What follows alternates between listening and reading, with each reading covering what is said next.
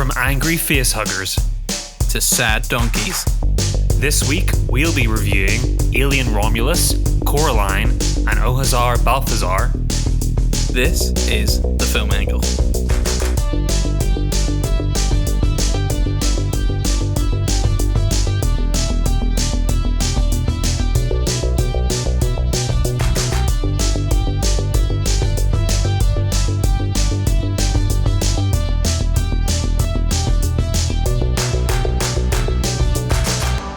Welcome to The Film Angle, a podcast where we dive deep into the latest releases and unearth the classics to better our cinephilic curiosity. I'm Alex. And I'm Kris. Let's get into it. Yeah. Woo! Woo! We're pumped. We're back after another break. But I don't know if anybody looked at our Instagram. We weren't just being lazy. We were at the Green Man Festival in Wales. Green Man Festival. It was good. Did you have fun? I guess that is a form of laziness, though, isn't it? I mean, like, pleasure over business. It didn't feel lazy to me. We had a long trek from the car to our tent position. Really badly planned. Yeah. Really badly planned. Yeah, not on the festival's part, on our part. Sorry. In case anybody's listening thinks we really enjoyed the Green Man Festival. It was great. Now, I think I busted my hip, but I actually think I've got a groin strain. Oh, yeah. And it not related to me at all. I didn't. I had no part to play in that groin strain. No. And I thought I was over it after having a week recovering, but then picked up my dog from my parents yesterday and just walking in the fields. I was like, oh no, man! Still feel it. I can still feel it. Are you sure you're just not getting old? I don't know. Maybe the problem was like spending the week not doing much after the festival, whereas maybe I need to be doing some like groin exercises. Groin exercises? What even is that? I don't know. So if anybody has any tips for a groin strain, at The Film Angle on Instagram. But yeah, did you enjoy yourself at the festival, Kris? Yeah, I had an awesome time despite lugging 2 miles worth of luggage. It was so fun. It was such a dynamic week. Like, 1 minute you'd be listening, sitting on the grass, eating, ridiculously indulgent food, listening to some great folk music. And then the next minute you're in a mosh pit being flung around. So it was really cool, really fun. All sort of, very inclusive environment, great food, great drink, great company. So I had the 4 days flew by. Yeah. 4 days in a tent with me. But you were good. Everybody looked after their own well enough. It wasn't a stinky tent. It wasn't. It was not a stinky tent. So that's good. What were your like top 3 acts? Okay, so I really, really loved Big Thief. Probably like the big headliner of all the headliners. I thought that was really magical. I'm a big fan of their music anyway. I loved the chaos, the unexpected chaos of some Lamborghini girls. That was really fun. Loved a little bit of anarchy thrown in there in the mix. And then artist who was by themselves, didn't have any accompaniment, but I really am a big fan of Jess Williamson. I love country music, and I really liked her album last year. So I think those are my top 3. Very similar. They were all up there. I would say Lamborghini Girls was a definite highlight for me as well. Oh, just yeah. Chaotic punk. It was fun. And a really good way because I think I was feeling a bit groggy on the Sunday, and it was like a lunchtime set, which I was like, oh man, maybe nobody's in the mood on a Sunday lunchtime for I didn't know I was. This kind of very kind of heavy punk, but it was great fun. It was great, and it really we had a Bloody Mary beforehand, and the my music. First Bloody Mary was my last. Yeah, the music was better than the Bloody Mary in its way of helping to cure a hangover. So if anybody ever has a hangover, the cure is get in the middle of a mosh pit, apparently, which I didn't know was the thing, but there you go. Sweats out all the bad toxins. Yeah. Who else? Lonnie Holly was great. Oh yeah, really cool. This very ethereal soul music. Blonde Shell, who I was a big fan of anyway after her debut album, so was happy to see her live. And you got a photo with her as well? Yeah, I did. I got my vinyl signed from the Rough Trade tent, but it is weird now because a lot of the artists I like are a little bit younger than me now, so it was kind of weird. Yeah, she's not too. I think she's like 27. You're like 30. It's fine. Do you reckon? Yeah. I remember when I went to the Soccer Mummy signing in Bristol, and I'm pretty sure she's quite a bit younger than me as well. And it's like, can I have a picture? And you sign my album, please. That's okay. You're okay, man. You're just a fan. That's good. I'm a fan. Hope it's all good. But yeah, so I don't know. 5 stars? 5 stars. Yeah, I would definitely do it again. Don't know if I'll do it next year, but like I definitely would do it. It took a lot out of me. I don't know if I'm just getting old or I'm just not a camper, but yeah, no, the recovery time was high. Well, I loved it. Yeah, like there's no who likes getting up in the tent in the middle of the morning and like that, because it was quite hot that weekend, and just feeling that stickiness on your face when you wake up is awful. But we had showers. It was okay. Yeah, it was fine. Yeah. I survived better than I thought I was going to. It's so good. Thank God for festival showers. Yeah, the little dribble that comes out the wall, that you like cling to the wall, just trying to like grasp as much water as you can to wash your hair. The hungover communal nakedness. It's great. Oh yeah. Oh, there was a guy who was like beside the queue the whole time, just like he was like the bubble man, and he was doing like giant bubbles for the kids, and like you see all the adults, every single adult in the queue was just mesmerized, like just staring at it the whole time. I think we were getting more out of it than the kids, but yeah, it was good. And I think there's always something for you to do. Like we didn't do all the stuff. Like you could do things like go to a tent and do like some wood shop classes. Yeah. You could get a full body massage in another tent. You could do anything really. Yeah. We went to see comedy. We saw comedy. There's a comedy tent. Yeah. We saw some of the comedy acts. That was great. That was fun. Cinema tent? There's a cinema tent? There was a cinema tent. We did try, like, because obviously we're film people. That's what we did. Yes. We did try to watch a film in the film tent, but it was very close. We tried to watch In a Violent Nature, right? That's the name of the film? Yes, which is like a really quiet horror film, which is like very like a nod to Friday the 13th. But yeah, we wanted to see that. But yeah, but it's so quiet, and the cinema tent is quite close to one of the more kind of DJ late night tents. Yes, very close. And it wasn't vibing too much. Like, I think that depending on your time of day, you could probably go in there, and probably depending on the film as well, you could probably go in there and watch a film without it being an issue. But it was also midnight was the start of the screening, and we were starting to nod off. We've got like a hot chocolate set for In a Violent Nature. Just was like, I don't know if this is working. I'm very sleepy. we brought our chairs with us, but there were people like laying on the floor and like blankets and stuff, and half of them fell asleep. Yeah. I think it's just something about, because that movie is like a POV where you follow like the killer from an over the shoulder shot the whole film, and it's just like all you hear in the background is unz, unz. So kind of killed the vibe a little bit. But but if you went to see something like Speed at nighttime there, or like Die Hard, that would have been good. That would have been good. That would have been fine. Yeah. It was because it was like set up in association with Mubi, wasn't it? So yeah, that's right. Or like Mubi sponsor it or whatever. I'm not 100% sure on the whole film setup tent, but so you don't get like obvious films. I would say you do get more of a kind of curated film. Yes. Yeah, like people like us would know the films, but maybe a general audience member might not be as aware. But yeah, so.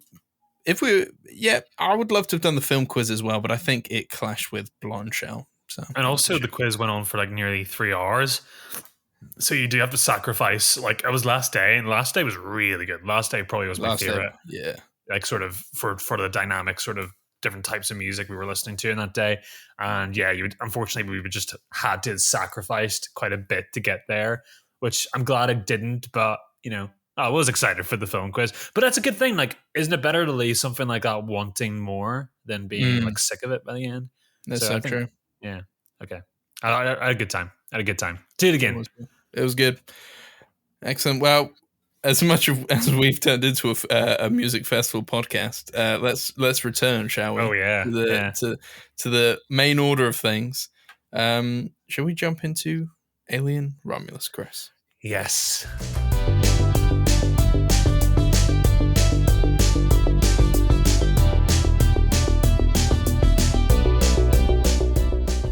Alien is a huge franchise, I think, for any horror fan or sci-fi fan. I think we all kind of grew up. I remember the first time my dad showing me the first Alien film, and I've seen the Xenomorph as a kid. Obviously, I've seen like the video games, the front covers, and things like that. But I've never seen it in a film before. And like my dad just said, right, just watch this, and just like he said, it's a slow burn, but stay with it.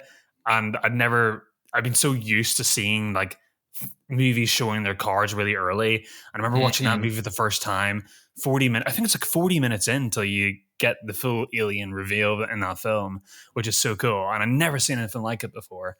And I still think it is the most iconic and scary monster design in cinema history. I do think there's just something about it's so perfectly designed, that Geiger aesthetic, that it's just it feels like something that you would come across in space and you'd be like, holy shit, I'm dead. It's nothing goofy about it. It's just so perversive. It's so invasive, and I love the whole sexual horror of this franchise. It just completely makes you feel violated just watching these things happening to people. The chest bursters, the impregnation of everything. It's just gross. It feels like a creature, I think, which is the best thing. It's not like an alien of which you go, oh, this is very similar to human, despite the fact that obviously it does have like 2 legs and 2 arms kind of thing. But it feels like, oh, they've let loose a tiger on a spaceship, essentially. Yeah. It's just like a full-blown predator, which is obviously what, later on we get to see those things come together. That's so true. It's just kind of like Jaws, where it's, you're dealing with something that's not got a motivation. It is almost like an alien version of an insect, where its only motivation is to procreate in its own sort of really fucked up way and reproduce and eat. And so that makes it very, very scary. But yeah, so love the franchise. Obviously, like, people will rank them, and everyone would argue Alien and Aliens are the best, the franchise, and which of the two they think is the best out of those.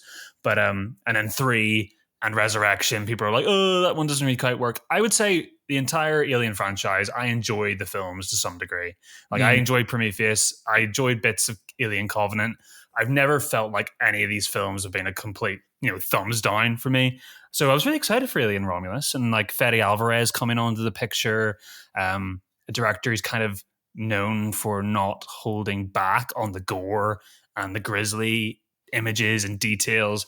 I'm like, okay, that's a pretty cool way to bring the franchise back to basics. Yeah, and also somebody who is a horror director as well. So it very much is like, this started as a horror film but set in space. Yeah, he did the remake of Evil Dead, and he did the first Don't Breathe film. And there's a lot of elements of Don't Breathe in this new Alien film too. But I was a little bit skeptical coming in, because I've read the reviews online a little bit. I've seen the reactions, and people were like, oh, this is kind of like a little bit of a Star Wars reboot thing, where we're nodding a lot to the originals and we're kind of relying on that a little bit, like the member berry sort of stuff. And I have to tell you, Alex, I'm pleasantly surprised. I didn't find as many reservations than I thought. I thought this was one tight, intense horror film set in space that everything looked clunky and analog. Camera work was really frantic. I think the thing that really works about this film is that I think he pretty much clocks on early on that I can't make you scared of the Xenomorph anymore. You already know what this looks like. So I'm not going to do the first movie. I'm going to just make this my film, where I'm going to make this as intense as possible. So I'm going to just make everything as disgusting and fast-paced and chaotic as possible. And it really, really worked. Really, really worked. It's like, what's coming, but it's like the idea of like when it's actually going to come is the scarier part more than anything, because it does take a while, I would say, but like not in a slow pace way, in this kind of like very tense thing. Let me take you back to, I guess, to like my Alien experience. I am a big fan of the first Alien, but I didn't come to it so young in my film exploration as you did, Kris. I think I first saw Alien before the release of Prometheus, because I think everybody was making a big deal of Prometheus at the time. The trailer looked amazing, all that kind of stuff. And I thought, I've not seen any of the Alien films at this point, so I thought I need to catch up with this. Yeah. So I remember sitting down and I watched all the Alien films, not in like one sitting, but over the course of like a few weeks. Absolutely adored the first Alien. It is exactly what you would want it to be, a horror film set in space. I love the slowness, the build up to this thing, because as somebody who is aware of Alien as a franchise, despite not seeing it, I was still aware of like what we were kind of building towards. I didn't have, I guess, maybe the shock that you did if you weren't as aware of kind of like the xenomorph and all that kind of stuff. But I was already aware of some of the iconography, the chest burster and all that. But just to see it play out and how it plays out, I was like, oh, this is brilliant. Yeah. Then I probably didn't like everything else going forward. So I wasn't as big a fan of Aliens, although I'm not going to be the type of person who's just like, this is why Aliens is bad, because it's been a while. I'm not going to be here. Lots of people love Aliens. I probably just wasn't ready for such a tonal shift, maybe, when I first saw James Cameron movie, yeah. Exactly. And everything I loved about the first one wasn't really there in the second, and it was an action movie, and I probably wasn't ready to settle into that. I want to rewatch them all, because I've only seen all of them once. Yeah. And yeah, Alien was best, and then it kind of went downhill from there for me. I've not seen any of the Alien vs. Predator films, but I do love Prometheus. I think, I know there's a lot of hate around Prometheus, but I really love Prometheus. I thought it was a great film. My first film of the Alien franchise in the cinema as well. Yeah. Michael Fassbender, incredible. Oh, actually, so good. Whoever they cast as the android characters in these films always gets to do such an amazing job. I think the android in every film really hits. Yeah. Yeah. And I'm not talking about the slight monstrosity of Ian Holmes in Alien Romulus, but Andy, oh my God. Anyway, we'll get on to him in a bit, but Andy was like my MVP of Alien Romulus. I completely agree. Yeah. Incredible. So yeah, Alien Covenant was I think I saw that with you, didn't I, Chris? We went to go see Covenant together. No, actually, I think. Oh, okay. Sorry to disagree with you. I could just say yeah. No, I went to see that with Lauren and my dad when I was in Northern Ireland at the time. What? Who did I see it with? I don't know, but I think we were probably just talking about it at that time, so maybe it felt like I was there. I don't know. Yeah, I can't remember who I saw Alien Covenant with, but anyway, I saw it with somebody. If you're listening, I'm so sorry. Oh my God, they're crying right now. Fuck you. My brain isn't what it used to be. So yeah, that's kind of my experience with Alien. I'm not a super fan of in any sense, because I haven't seen them multiple times and kind of gone over them, but from my first and only viewing of Alien, big fan. And then Prometheus is probably the only one I've seen multiple times, because I really enjoyed it. It is very easy to watch, isn't it? And I love, especially that movie when it ramps up the tension at the end. It gets pretty gnarly. There's some amazing special effects. That C-section scene with it's so cool. It's a really impressive. Probably one of my favorite scenes in the franchise, actually. But do you think like the Alien and Aliens thing, Alex? I know it's a tonal thing, but I was talking about this with Lauren, and I actually think the thing that I like Alien more about is not just the tension. It's so simple. I kind of like my xenomorph to be standing on its hind legs as opposed to all fours. I find it creepier when it's almost this like humanoid presence that's 7 feet tall and just wandering around in this sort of like, this sort of hind leg werewolf kind of quality to it. And and the video game Alien Isolation, which I know you've played a little bit, I'm a big fan of it. It does that too, where the alien is much more like the first film and is just a sort of like imposing 8-foot tall presence. I love that. And like aliens are just more like bugs. So I think that's probably why I like the first one more. But they're different things. And I guess the idea as well is like there's more of them, isn't there? So it's kind of like every sequel has to be like bigger and better than the last, and it's like that kind of takes away, I guess, maybe some of the magic. But I need to watch it again. Yeah. We should chuck it on together at some point, maybe, Aliens. Yeah. That'd be a good one to watch together, maybe. But yeah, Alien Romulus is, like you said, is kind of a legacy sequel, kind of a restart of the Alien franchise in a way. I think the Prometheus did well, but Covenant didn't do too well, and they kind of scrapped a third prequel from Ridley Scott.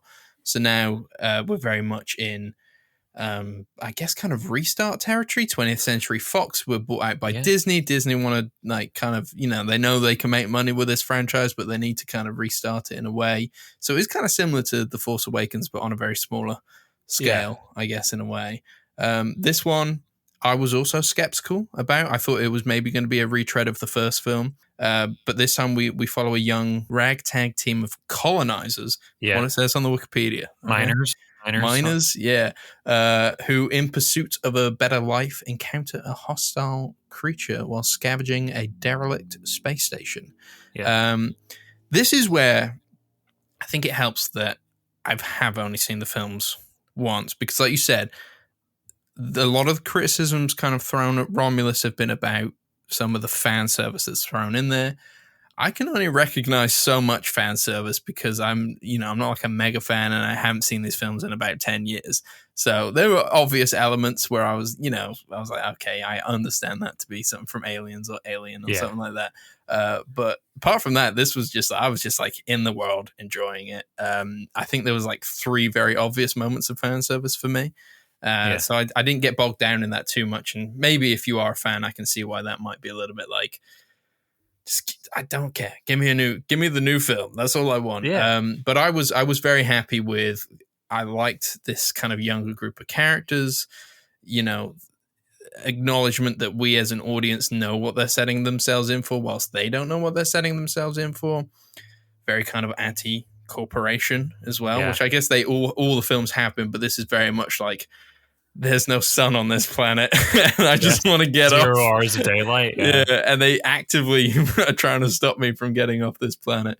Yeah, she's like a Rain, Keely Speeney's character. She's punching in her card. She's worked all her hours, and she's like, she should be granted access to get off planet. And then they just add 6 years onto her working span and just say, no, you can't. But the company really, really appreciates your hard work, and then off you get fuck off. There's a lot of moments with that, doing it for the company. It's like, oh god, the company is the true villain of the franchise. I guess that's the Alien thing, though. Weyland-Yutani is, So I liked going through this kind of abandoned spacecraft, the ticking time bomb of the fact that it would collide into one of these rings, like an asteroid belt. So you had like a time element, you had the element of like, we know there's an alien on here, or some face huggers, so a lot of face huggers, so somebody's gonna get aliened at one point. There's tension with Andy the android, because he has a bit of one of the ragtag team members, Bjorn, played by Spike Fern, has a bit of a inner hatred towards androids, because one failed to save his mother, both his mother and father, when they were in like a mining accident. So it was like the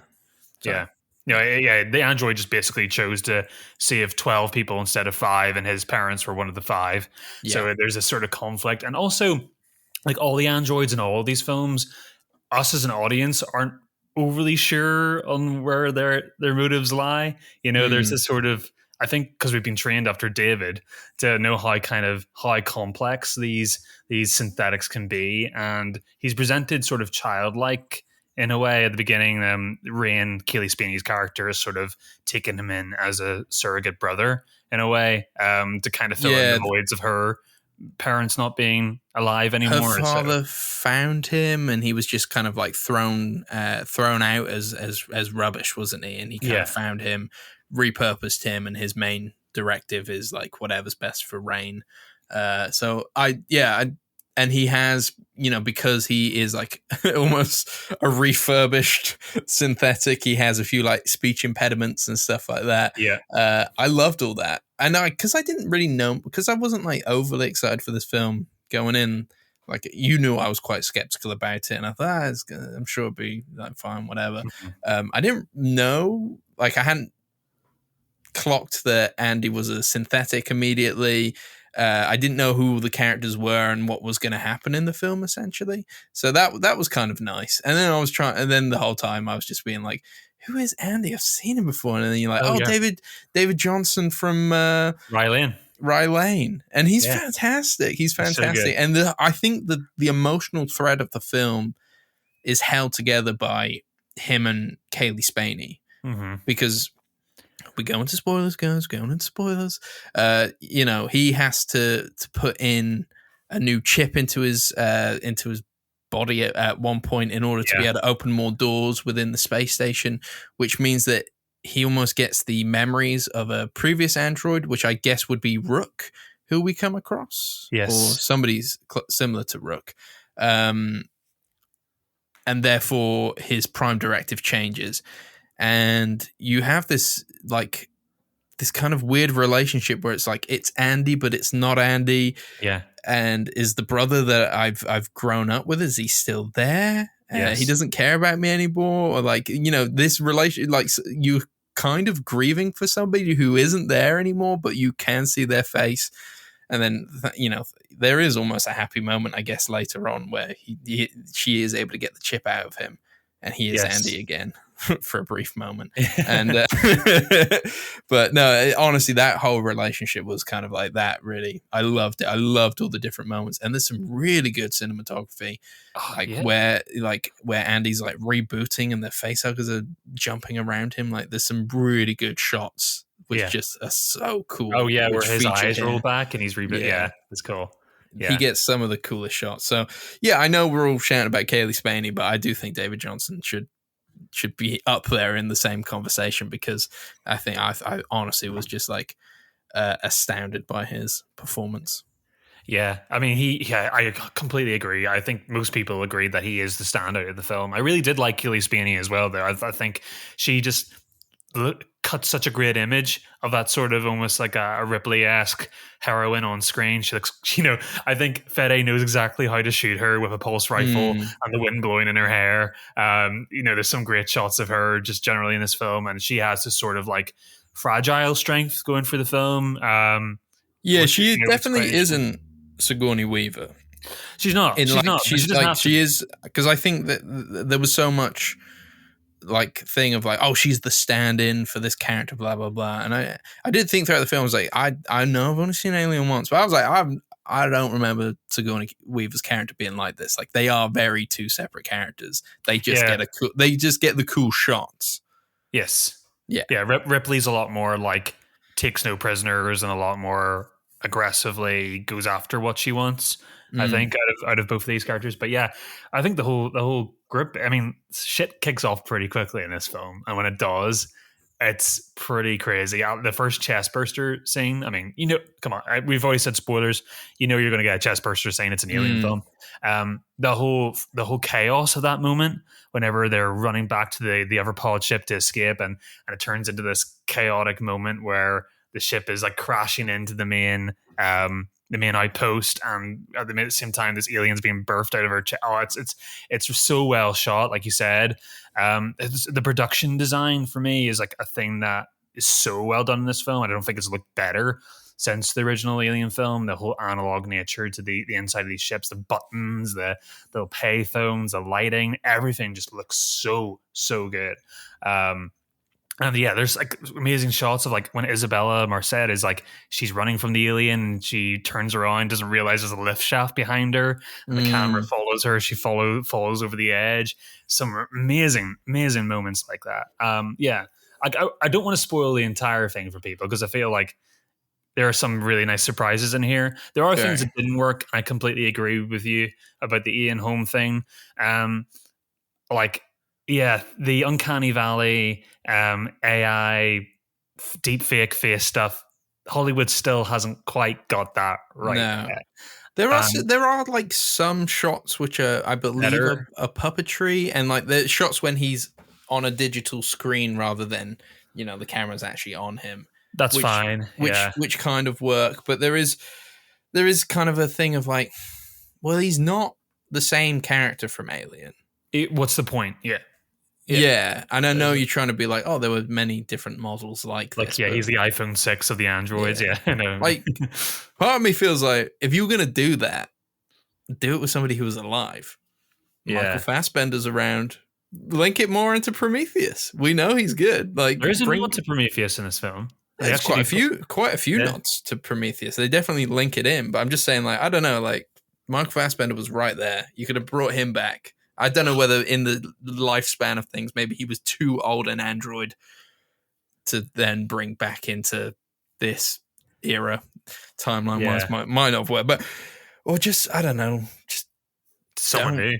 Just don't do it, or just have his face completely melted off and just do it with voice only. I don't know. It just it kind of worked, but it at the same time was quite. It was a little bit distracting, but it does. It probably does. It stinks of one of those things of like, we're gonna do this, and then obviously they film all the scenes to do it, and then the execution's not quite there. And maybe if you had a bigger budget production, like if this was like Marvel or Star Wars, they might have been like, well, we're reshooting the entire thing.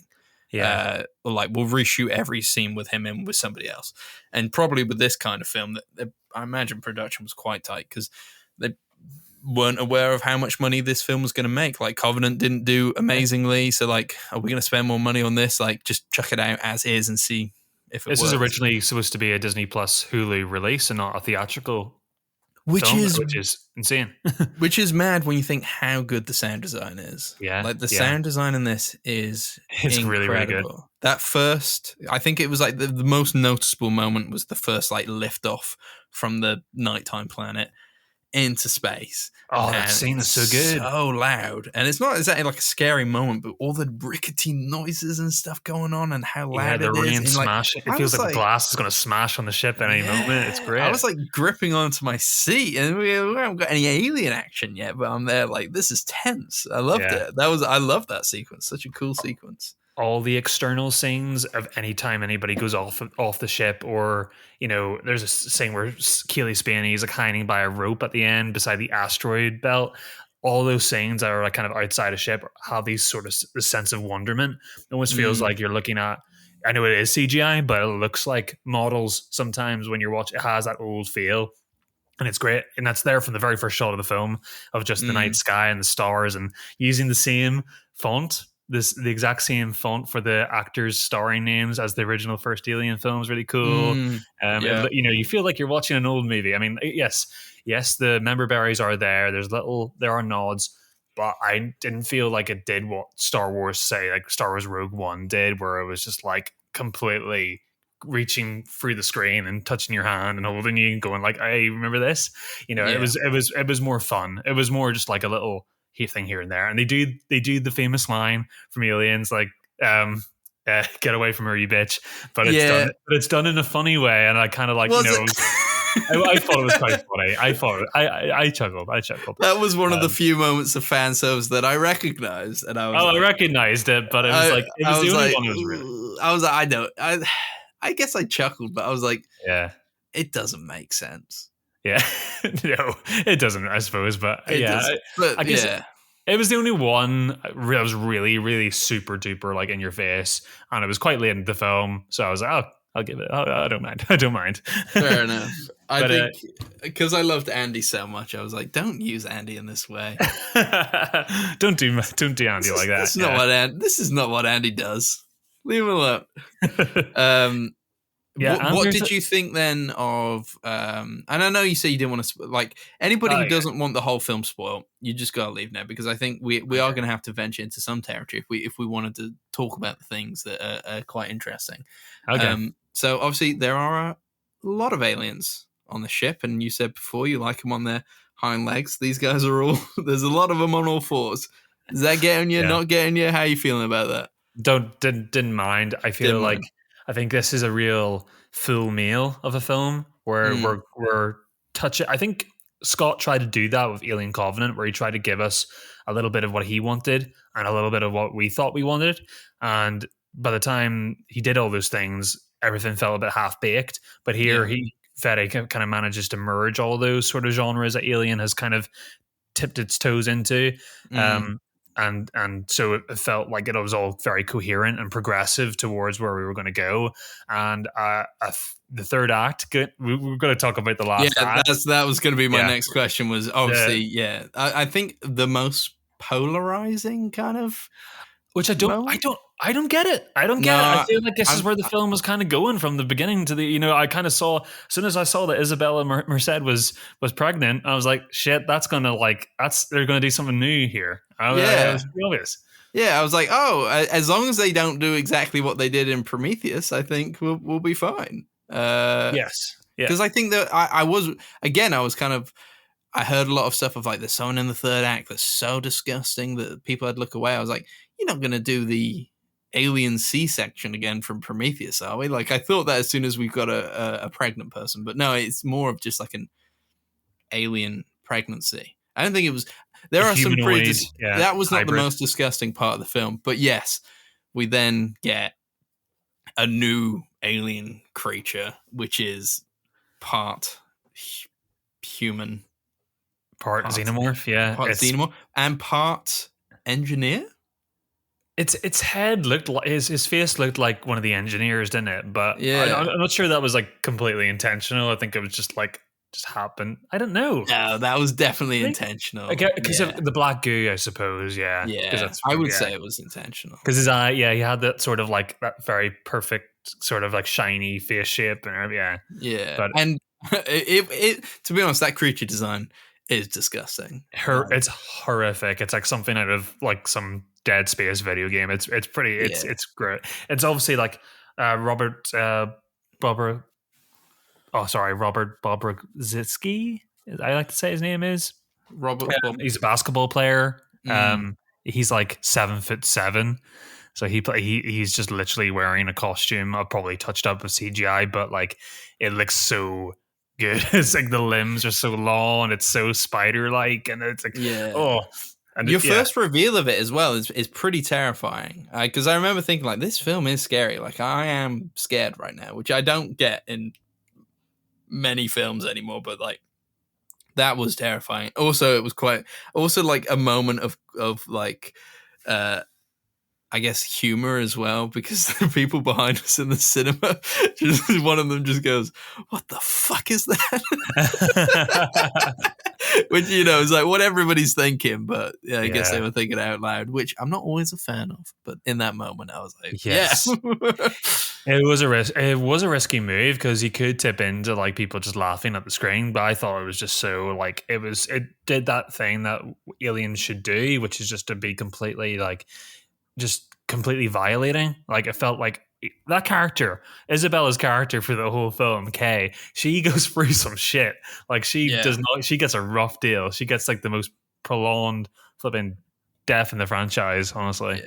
But but really well done. Like the whole pregnancy bit itself.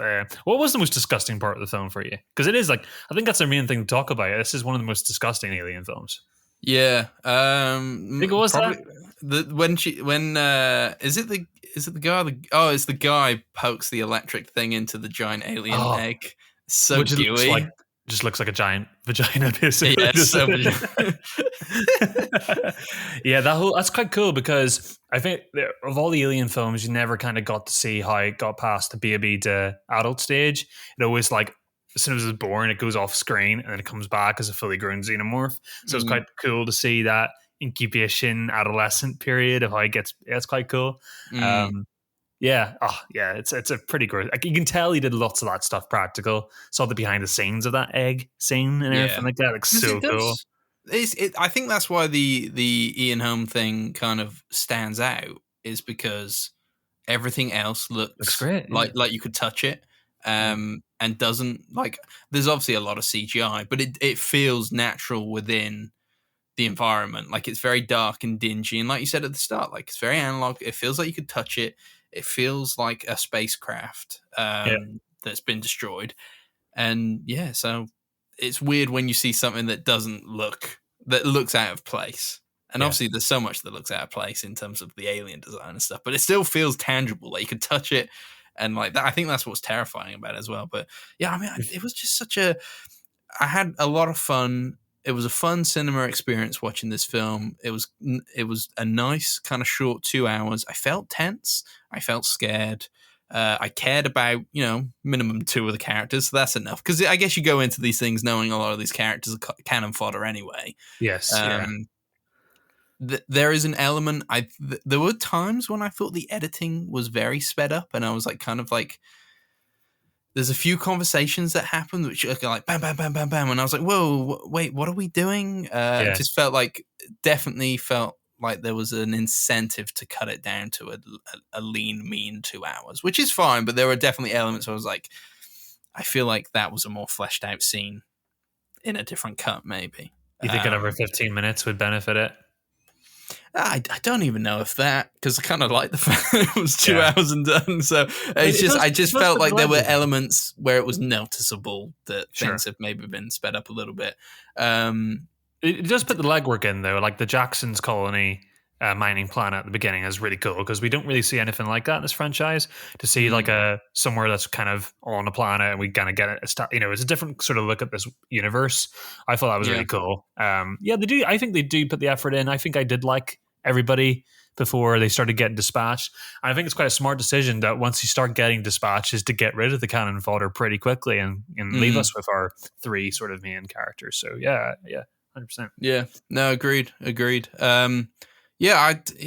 guess it is playing the greatest hits in a way, but it does it so well that even though that was like my one thing going in was like, I just don't want to see a remake. And it isn't, but it does. It does it, but it doesn't. And I think it was good enough that I didn't care. I just had a really good time. And would it be a sequel, I would hope so. My cinema was quite full. I would hope so. I mean, even if it's not a sequel specifically to, Kaylee Spaney's character or anything like that, I'm happy to see more films like this. Little what ifs, maybe, what if some miners went to a space station and the alien was there? Give me. But then again, I did really like Ridley Scott's kind of world buildingness. I know some people hate that in terms of like, I don't need to know where the alien comes from. But I thought he was playing like a really interesting game there of being like, maybe it's more philosophical than you think. It's not just a case of they came from this planet. It was very much like it could have been God messing around with it too much. Well, that's the thing, isn't it? Whenever Prometheus, it hints at that notion, which is so intriguing, but it's only like, it only works as a concept, doesn't it? It's like as soon as Prometheus ends and you're left on that cliffhanger, you're like, where the hell can they go from here? Like, what can you do to make this, maybe as a book, maybe as like some weird book, but like as a film, I cannot see how this can work going further. And it sort of did and didn't. So it kind of wrote it before they kind of knew how to end it. But I agree with you. I do like Prometheus a lot. I like all these films. So it's really cool to have another entry in the franchise that I think behind Alien and Aliens, this probably might be the third best one, which is actually a compliment. I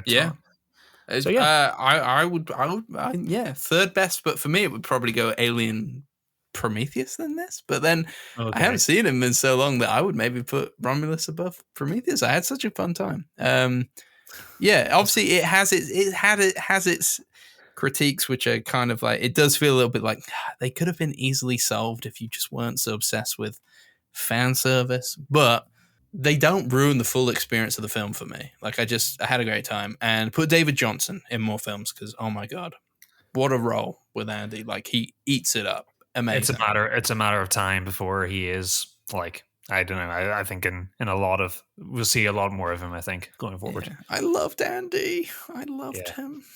Yeah. They do get the androids right once again.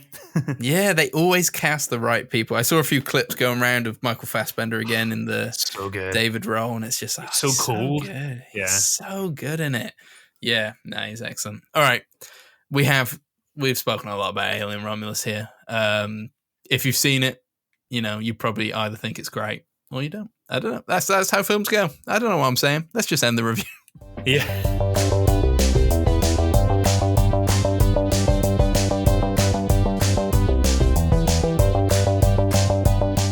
So recently, re-released into cinemas in its native 3D. Coraline is a stop-motion animated dark fantasy horror film based on the novel of the same name, which was written by Neil Gaiman. But the film is written and directed by Henry Selick, who did The Nightmare Before Christmas. And it follows its titular character discovering an idealized alternate universe behind a secret door in her new home, unaware that it contains something dark and sinister. Now, I had never seen this film before, and I won't lie, I didn't see it in the cinemas. I did rent a copy, just because I was knackered after Grey Man. So I didn't see it in its 3D, but Kris has seen this film before. I would say you are a very big fan of the film. Is that correct? Yeah, I am a huge fan of Coraline. Yeah, and you were desperate to see it in 3D because it was natively shot in 3D originally, right? And obviously 3D is a gimmick that has like gone, it's dead and gone in the film world. It's back when Coraline came out, every film was in 3D. Like half the screenings were 3D versions of the film, and you weren't sure if it was the future of cinema or not. Like there was an element of like, oh, is this it now? Thank God it wasn't. But you still every now and then get a film come back out, like Avatar 2, Way of the Water or whatever. It was Way of the Water. Yeah, the Way of Water. Yeah, the Way of Water. That was 3D. IMAX 3D. One way to sick town. Yeah, it worked. But yeah, it's not like a thing as much as it is anymore. So yeah, I was excited because I'd always wanted to watch this film and I don't know why I'd never done it. And then I just kind of needed the excuse to watch it. So it was nice to sit down the other night and finally give it a go. I liked the film, Kris, because I know you're nervous about whether I liked it or not. I can see you there sweating. That's fine. I can work with that. I don't think I love it like you do, but it is just my first time watching it. But this is why I now need you to explain to me why you love it so much. And that's not a loaded question. Like what the? Yeah. no. Honestly, I need like what is it about this film that kind of has turned it into a beloved classic for you? Well, I'm a really big fan of stop motion. I'm a really big fan of Henry Selick and his career in general. He is sort of, we're going to be doing a Miyazaki series pretty soon, and he is kind of like the American antithesis to Miyazaki for me. The sort of like perfectionist displays his emotions through his art and not through his actual personality. I really am attached to him as an artist. And I really think that this is a display of some of the most beautiful stop motion animation I've ever seen. It's so seamless, so well designed, so meticulously designed. And I think this is like the ultimate first horror movie for kids. Like you used the word horror in your description of the film before, and I think that's a really good way of putting it because it turns into that. It's a real surrealist sort of. It's almost like akin to something like Alice in Wonderland or The Wizard of Oz, is sort of like falling down a rabbit hole and trying to find your way home.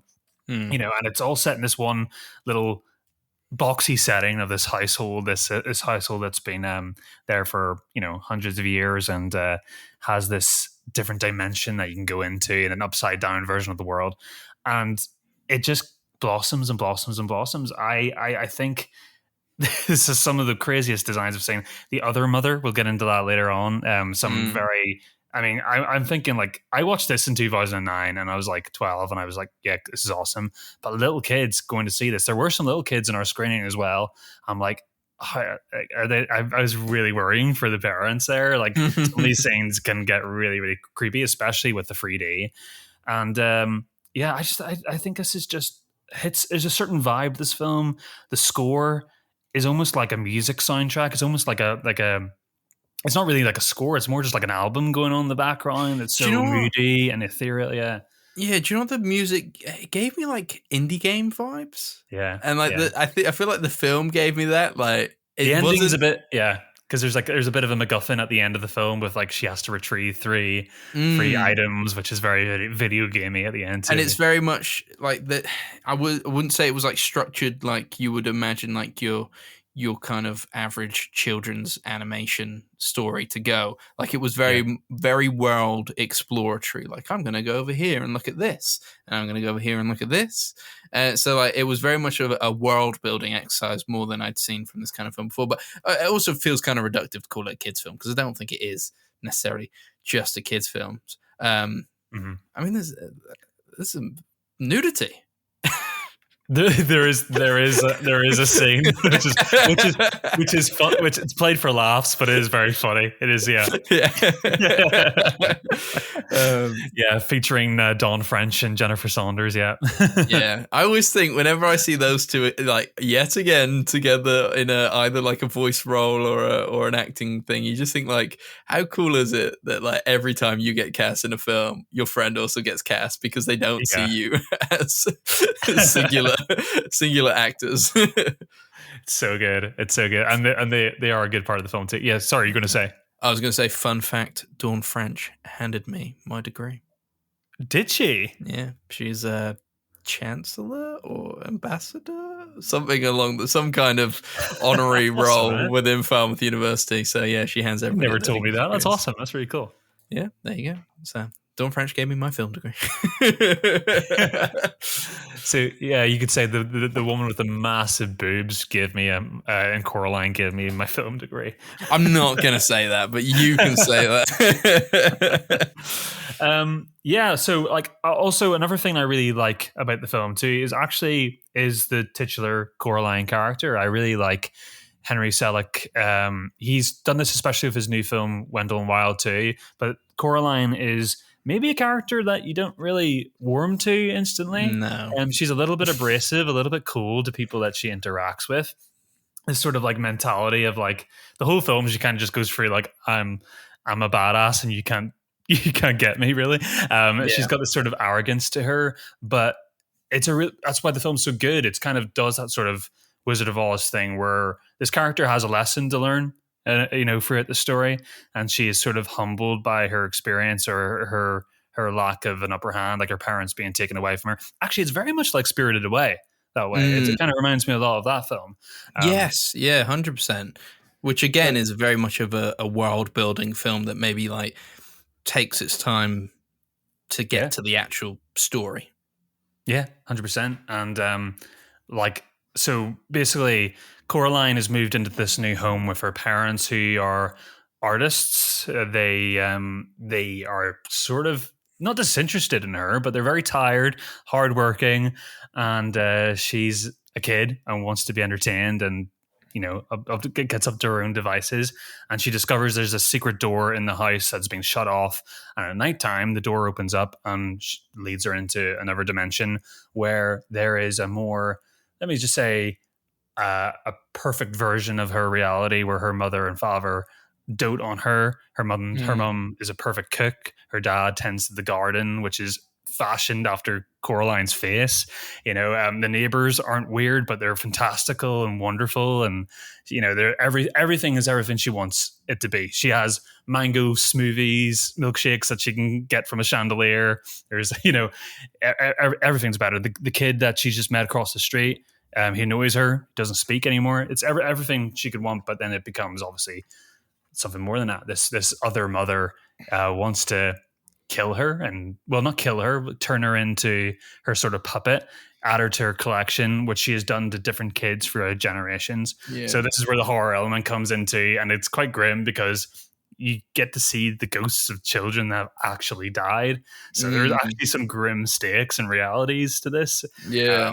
There's no happy endings for everybody in this film, but it's so good. I think of the first, I was talking about the stop motion. I love the opening of this film. The opening of this film is a flex, especially in 3D. With you see the other mother, we don't know who she is at the time, but you just see this hand made of needles forming the Coraline doll.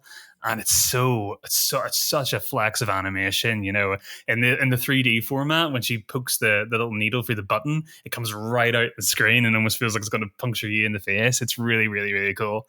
Nice. Yeah, it was one of the only films to kind of really truly be shot in 3D. They used two cameras that were completely aligned and pointed together, which was like stop motion's hard enough as it is, but they had to make it even more difficult by adding this extra measure to it. And it had this sort of, it was on a down. It was unlucky because the concept for this to be 3D actually originated before Avatar was supposed to be in 3D. So it was an unlikely coincidence that both of these movies came out at the similar time. They were both 3D, and it almost looked like Coraline caught on in the gimmick when it was actually kind of the other way around, which is kind of sad thing about the industry. But yeah, so good. I can talk about this film for, I just list things I like about this movie so much. It's so fun. Yeah, I can see how much you love it, and maybe there was a pressure on me to maybe love more. No. I'm not saying you put the pressure on, but like I know how beloved it is. Yeah, I enjoyed it for all the reasons that you like it. Maybe it was just kind of expectation. Mm-hmm. I wasn't expecting such a kind of such a heavy world building exercise.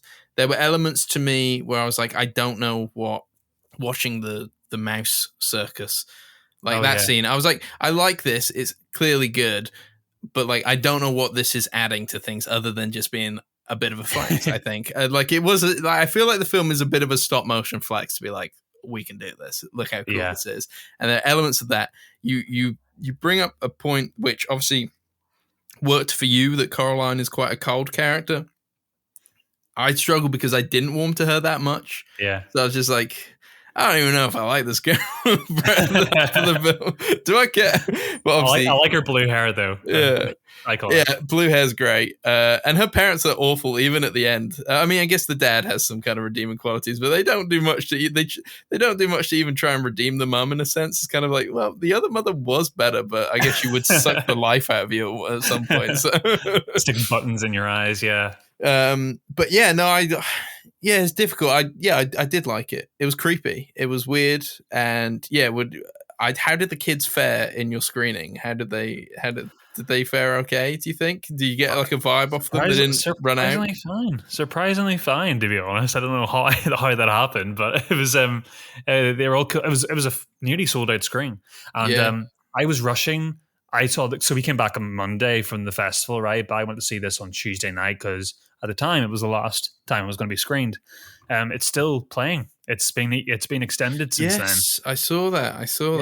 Yeah. It is one of the most successful re-releases. So like ever really in cinemas. It's selling like hotcakes, and it's really cool that this film has such a cult status to it, and it really just reminds you that people really do yearn for like proper old school animation, and there is still a market for it, you know? Yeah. What I wonder what stopped them from re-releasing it in October. Like what's coming out in October that's making them go? Because this feels like a Halloween film. Like this would have been great late night in October. Yeah, it is a Halloween film. This is a film I watch every Halloween, so you're totally right. I don't know, maybe it was just literally the release anniversary, I suppose. It's 15 years, so yeah, and like we're also kind of tying it in with advertising their new film. They showed a teaser for that. Oh, what's the new one? Well, it's got something. It's got Wild in the title. It's something like a little bit more. It's not. Wendell and Wild came out like a couple of years ago. Is it a continuation of that one or no? No, it's its own thing. It's a bit more like a little bit more like an Anglo-Saxon-y thing sort of thing going on. It's a little bit more. Yeah, it's got a little bit more of a different quality than the other films they've done. A bit more of an epic by the looks of it. And then at the end of Coraline, it had a little text saying, "Oh, stay around for the end of the credits for a little surprise." And there's like a 10-minute documentary they just made celebrating the anniversary of Coraline, where they showed how they made the models and like the difficulties making the film and stuff. It was really cool, really, really cool. Nice. So yeah, I would recommend, if you still got the chance, and it still is playing the week that you're listening to this episode. It's the way to see the film. I think it was made to be seen this way. I think you can see it anyway, but it's just so beautiful in 3D, and actually is one of the rare times where I feel like they adopt the medium in a way doesn't take away from the product, only kind of adds depth to the image and makes you kind of fall into this world even more. I think I love it. You're right. It is a world building film that is more vibes than story, but depending on the person you are, it's a vibe that I really, really like. And I love this film. I go back to every year. You are a vibes guy. I think you are more of a vibes guy than I am, I would say, when it comes to films. That's interesting. I never really thought about it, to be honest, but yeah, I guess so. That's why I like indie games more than big games. I think I like animation. Yeah, you like being enveloped into a world. I think, whereas I very much like prefer a good. Well, I don't say prefer, like not over you or anything like that, but like a good story hits with me more than a good world. I think sometimes, which is probably the right thing. Which is probably I don't think there is. I don't think there is a right thing, because film can be many things. But you know, and I'm sure there have been films which have turned that on its head, where there's probably like more world building films which I've enjoyed more than you have, and some story films that you've enjoyed more than I have.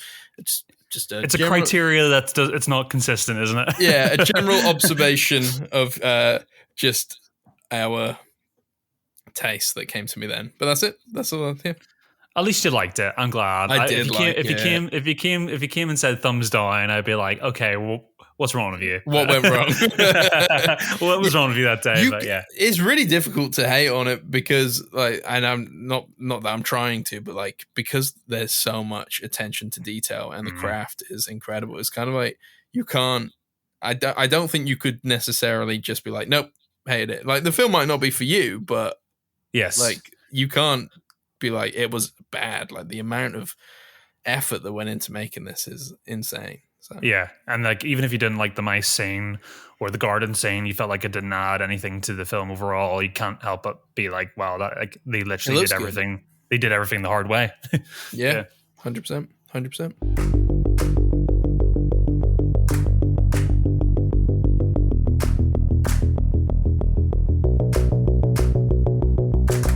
We are skipping the trivia section this time around just because we weren't as prepared.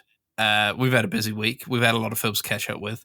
And one of those films is the sad donkey film, hasard Balthazar, which we're still not 100% sure is how you pronounce it. But that's how they advertise it, the sad donkey film. Yeah. But obviously, we spent a lot of time reviewing Alien mainly, so we thought we won't extend this episode any longer than it needs to be. So yeah, we are now in our blind spots on the Sight and Sound greatest film of all time list section. So this is the section where we are going down the blind spots that we haven't seen on the list, and of which there are many. Of which there are many, but we're now in the top 25, so we're nearly there, Chris, and obviously a lot of the 25 we've already seen. So this is number 25 according to Letterboxd. Like I said, 1966 sad donkey film because it's easier saying that than it is to say hasard Balthazar. It's the second film on the list from director Robert Bresson, and it follows the donkey Balthazar as he is passed from owner to owner. Some of those owners are kind, but majority of them are cruel, all with motivations beyond his understanding. The Letterboxd plot description says this. It says, Balthazar, whose life parallels that of his first keeper, Marie, is truly a beast of burden, suffering the sins of humankind. And I've seen a lot of kind of Christ allegories written about this film. The donkey Balthazar is Jesus, and he died for our sins, essentially. Of course. I don't know if you can. I don't know how much I would play into that, but maybe we can discuss. Your favorite filmmaker, Chris, Jean-Luc Godard, called the film "The World." He's not. I don't hear him.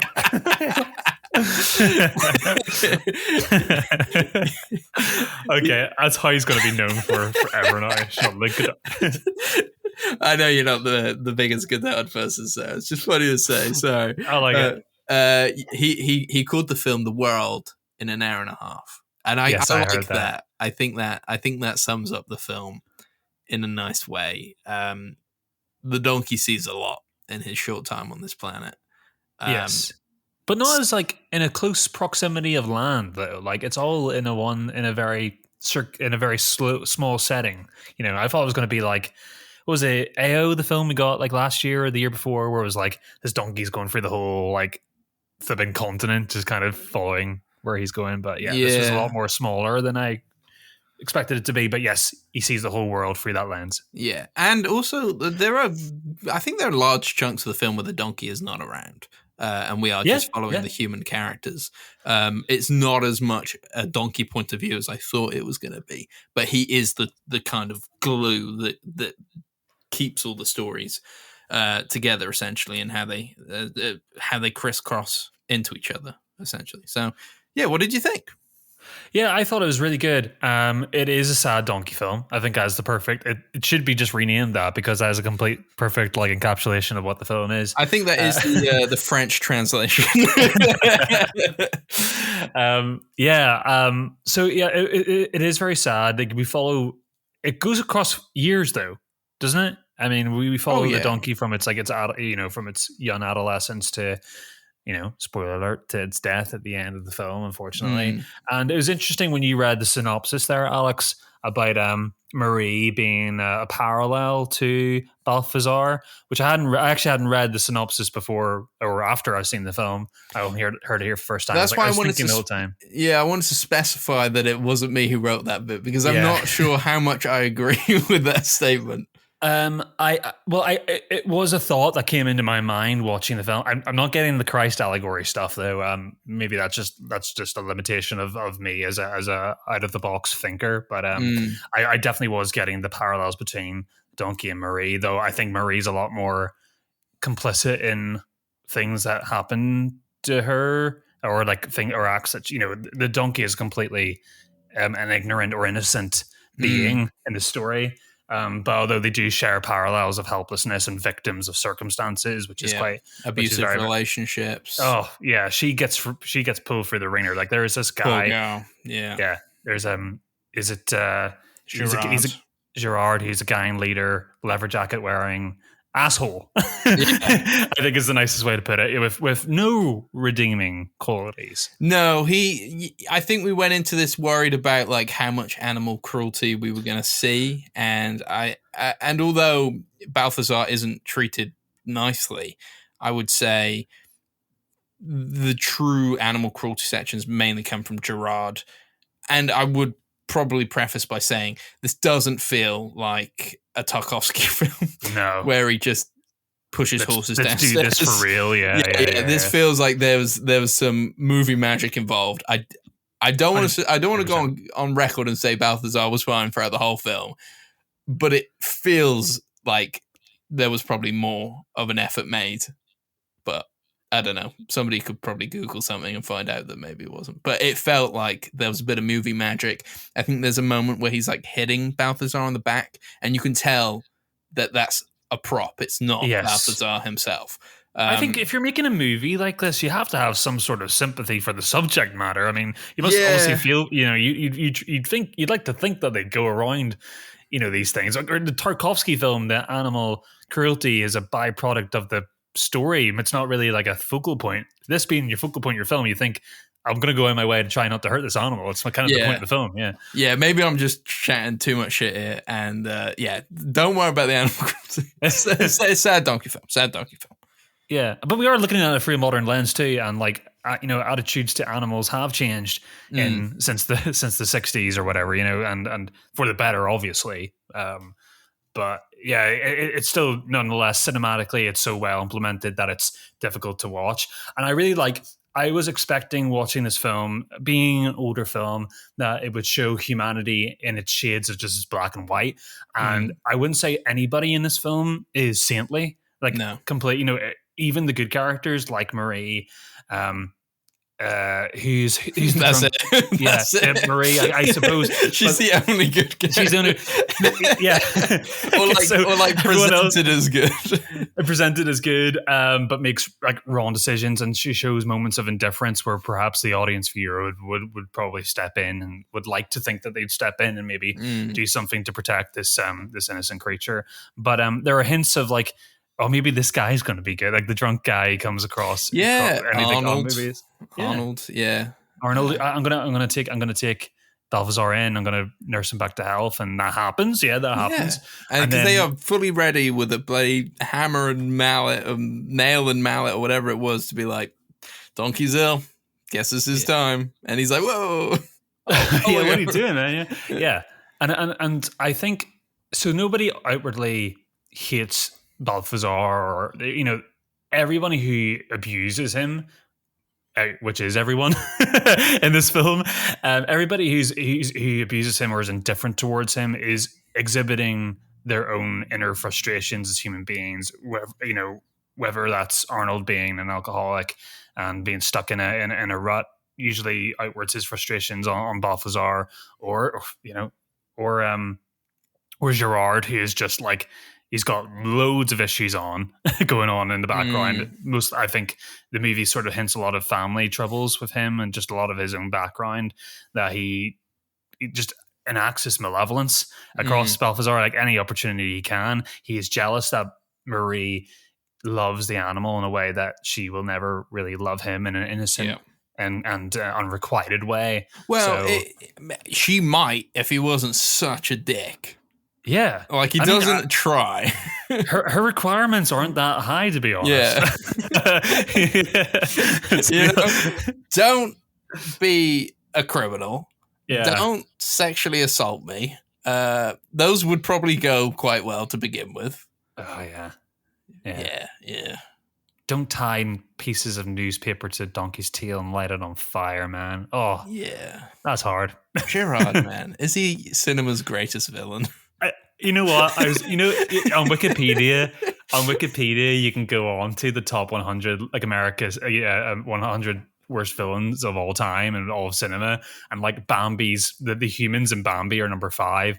And I was expecting to go on there and see Gerard as number 10 or something like that. He's not very good. It feels like for a minute, like the film might be about Gerard becoming a better person. Like there's a bit in the middle where he doesn't like Balthazar, but he understands his use. He's setting him up with a bunch of baguettes and doing a lot of deliveries for the local bakery. Yeah. And you feel like maybe it's going to be about him turning his kind of understanding Balthazar as a use and maybe coming to befriend him more. But no, that's a good idea. That would have been nice.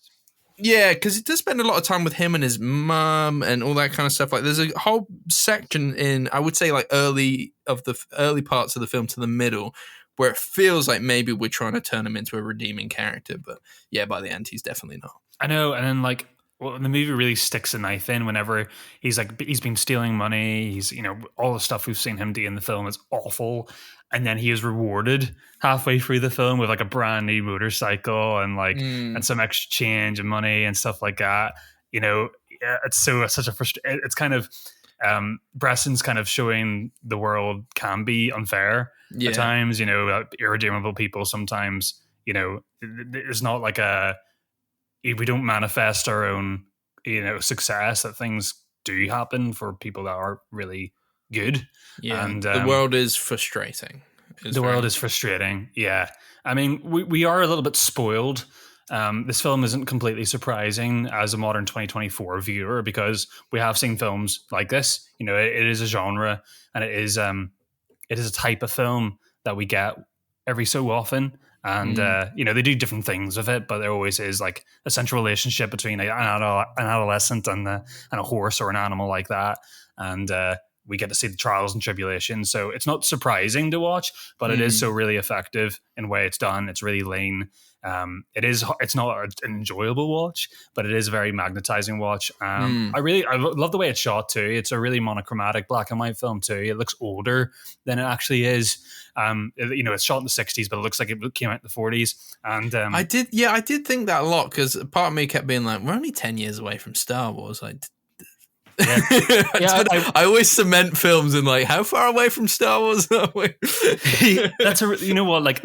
I'm with you though. I was thinking the same way. When I was watching this film, I think as well, having Marie Anne Wazemensky, who plays her, she has this really like 1920s, like almost Passion of Joan of Arc quality to her face. It looks very very expressive for that time, and I think that kind of lends that quality to the film too. But I think Bresson's other film, we watched, A Man Escaped, had that quality too, where I felt a little bit more like on the cheap, but worked for what they were doing for this sort of.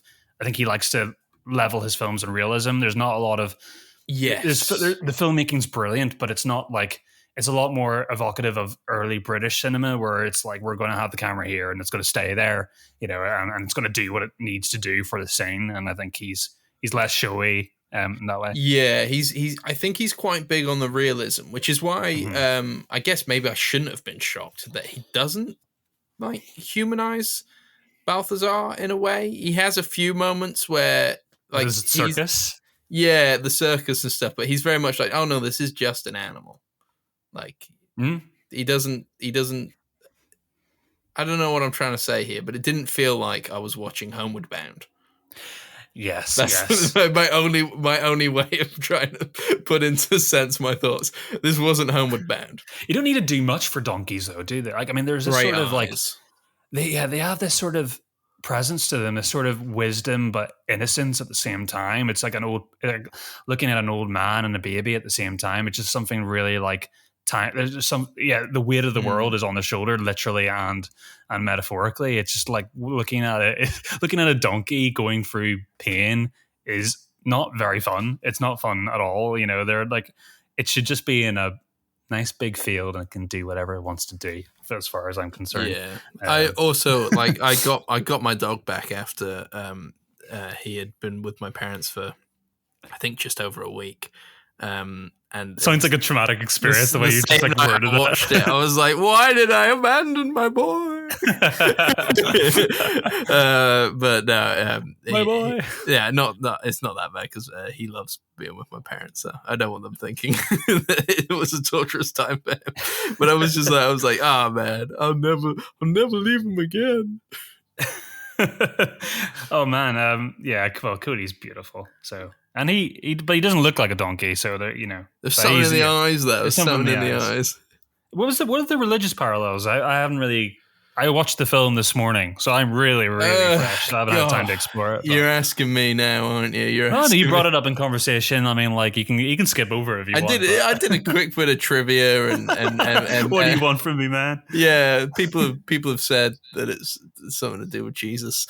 Well, I'm looking at the poster for the film right now. Yes, the poster has a bit of a religious. She has a halo around Marie's head. Exactly. Yeah. So there's something there. Just maybe I should have done more research before I said that, but there definitely is something to it. It's like it could be one of those things that could be quite loose because, like, I once read a review that kind of turned into a bit of a thesis on Happy Feet that it was like an allegory for Christ. So maybe it's like that. Yeah. All right. So somebody here has put the donkey is representative of the three main figures: Christ passing through the stations of the cross towards his unjust death, the same named Magus who visited the infant Jesus bearing myrrh, and also a mindless innocent ass who we imprint emotion upon. I'm not sure. Be interesting to hear that from Bresson himself, if he has anything on it. Yeah. Who knows? He dies at the end, so maybe that's it. Yeah. Yeah. Which you kind of knew was coming. I think in one of the plot synopses it says like the life and death of a donkey. And you're like, okay, so he's going to die. You just hope that it isn't too tragic. But what is with these old films where they're like, oh, this is like a document of history, so we're just going to tell you the entire plot in 2 lines, like before you watch the film. Yeah, it is annoying with some of the older stuff, and I know this isn't a film, but it happened with a book recently.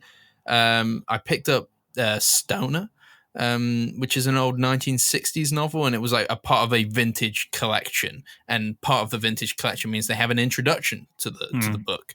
And so I started to read the introduction, and it's just going through the book, like what happens. I was like, I don't think I want to read this. So I like skipped the introduction. I went back to it at the end and read, and I was like, I'm so happy I didn't keep reading because it's almost as if the introduction assumes that you've read the book before. And it's like, well, you're picking this up because you've read it before. But it's like, no, I'm somebody who's coming towards a classic to like get to understand it more. It's not happened too much with the sight and sound stuff, I guess. Yeah, it's bizarre because apart from Pata Panchali, which was really, really just summed up the film in 3 sentences. Yeah, because some of those big plot moments are surprising or thematically surprises when you're watching the film, and it's like really kind of frustrating to kind of read that before. It's like it's the assumption that everybody who's watching this is only revisiting it, and not a first time watcher, which is I get that you got to like put the stamp of approval, like, oh, this is a top 100 film of all time, put that on there, but like, whatever. You don't need to sell me on it. I'm already here to watch it. No, and then it kind of leans into that whole argument of like you are just putting people off some of the classics sometimes when the film world has a habit of being like, you haven't seen Citizen Kane, and it's like, well, just it's very how many chances do I get to watch it, and then like just let me watch it. I don't know. Self-discovery is way more interesting and fruitful than like being bombarded to watch Coraline. Yeah. Guess what? We're coming up to it. I've not seen Apocalypse Now before. I'm very much looking forward to it. And then I can say to people when they haven't seen it, you haven't seen Apocalypse Now. It was I watched it this year for the first time, which sounds stupid because it's like, why have you watched it when it's like 40 films down the list? And so I told my dad when I was in Northern Ireland, oh, I'm doing this list at the minute, these little films, and he saw that Apocalypse Now was on there, and he basically like put me as hostage. He was like, no, we're watching this tonight. I'm like, I don't want to watch it. I'm like, I'm gonna have to rewatch it again like 6 months down the line. He's like, no, we're watching it tonight. I was like, oh, for God's sake. So I had to watch it, and I really did like it. But it's like, talk about a full meal. This is like a 10-course dinner of a movie, and it takes a lot of stamina, but it's rewarding. So like I'll have to revisit it again. That's just the nature of it. But I'm looking forward to discussing that film. But some big. I'm lucky. I didn't watch it until this year. Yeah, there you go. Just the way it is. Sometimes it's not like, it doesn't make you a bad cinephile. I feel like you have to watch Citizen Kane as fast as you can, or else like some. Yeah. Have you seen Citizen Kane? I've seen it like bits and drabs. I've never seen it the whole way through. You've not seen Citizen Kane? I've seen it via The Simpsons. I know, that's it. I remember the first time I watched Citizen Kane, I was like, there are elements of this I feel like I've seen. The snow globe. Though, to be fair, it's happening a lot within the Sight and Sound list because they are. The Simpsons did it all. They're very influential films, aren't they? All these films are so influential. Mm-hmm. Anyway, we've kind of got off our hasard Balthazar a little bit here. So, any final thoughts? Good, sad, not as sad as other films on this list, but not going to ruin your day. Not going to ruin your day, which I was scared that I was going to do. Yes. I let you kind of jump in front of the firing line before me. This is not as Take No Prisoners as the Tarkovsky films that we've talked about previously. So no, it's worth watching. Wouldn't be like, oh, the one I say you have to go rush see this. Like the last film I watched, the Night of the Hunter, I fell in love with that film, and I'm still thinking about it now. So I'm not as enthusiastic as I was about that. But no, it's a good film. Good film. It's a good film. Nice. You're the same. Yeah, I feel very similarly to you. Yeah, I think we've got a good list of films coming down the line as well. Like as we are now in the top 25, and like I said, like a good chunk of them we've already seen. So I think we're going to speed through this. And yeah, there's some classics on here I've not seen before, and I'm very excited. I feel like the next round of films I think are going to be very good. So I'm very excited to kind of keep doing it. Absolutely. It's like, it's the sort of films now, like if we don't give it 5 stars, then we're terrible people. Yeah, exactly. So yeah, Al hasard Balthazar. Yeah, really liked it. Really enjoyed it. Yeah, it was a good film. There you go.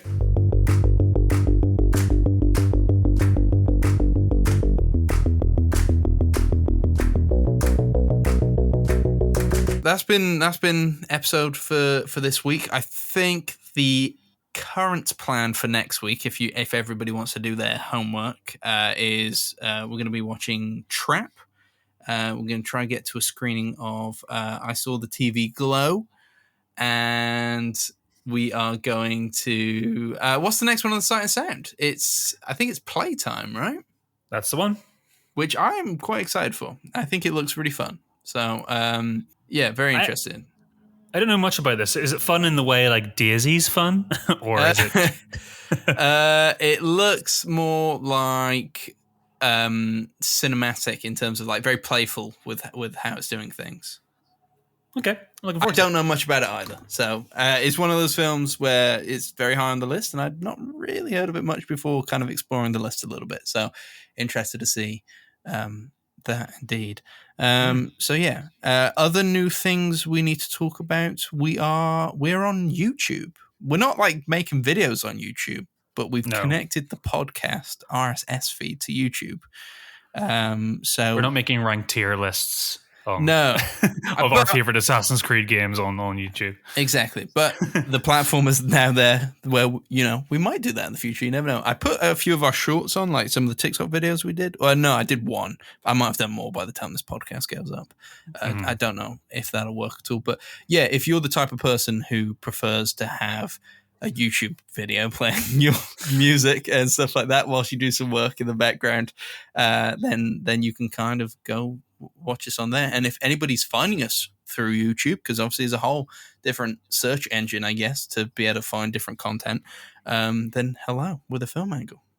It's weird that you came this far to find that out. All right, but yeah, that's the episode for this week. There's the little bit of admin I just need to provide before we close the episode. No, you're our moderator, Alex. You keep us on track.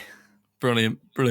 All right, that has been the episode for this week. If you've enjoyed it, make sure to leave us a 5-star rating or review. We do really appreciate it. And if you'd like to keep up to date with us, make sure to follow us on Instagram and TikTok and now YouTube as well at The Film Angle. We also have a Film Angle playlist. If you want to listen to what we listen to, you can find that in the show notes. Be sure to catch us next week for more cinematic discussions. Goodbye. See ya.